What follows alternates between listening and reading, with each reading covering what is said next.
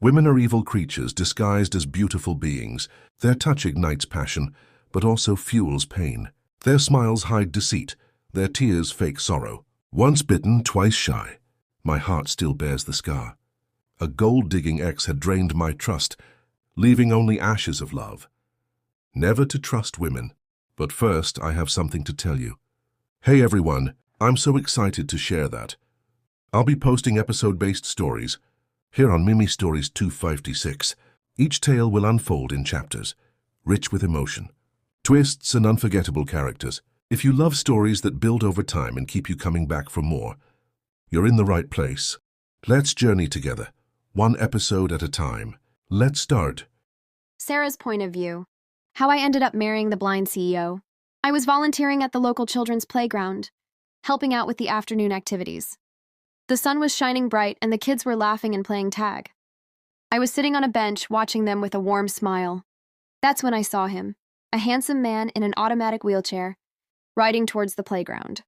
He seemed completely oblivious to his surroundings, and my heart skipped a beat as I realized he was headed straight for the kids. Without hesitation, I jumped up and sprinted towards him. "Stop! Wait!"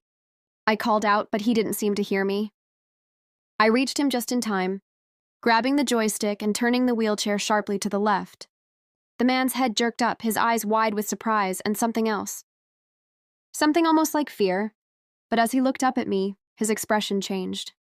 His eyes, though unfocused, seemed to soften, and his lips curved into a gentle smile. "Thank you," he said, his voice low and smooth. "I didn't see them." I smiled back, feeling a flutter in my chest. "It's okay. I'm just glad I was here to help." As I looked into his eyes, I realized he was blind. But despite his disability, he exuded confidence and strength. I found myself drawn to him, wanting to know more. The kids, who had been watching the scene unfold, began to gather around us. One little boy, curious as always, asked, "Excuse me, mister, what happened to your eyes?" The man chuckled and said, "I was born this way." The little boy looked surprised, then asked, "But how do you see?" The man smiled and said, "I see in my own way." I was amazed by his answer. Another kid asked, "Do you play games?" The man replied, "Yes, I do."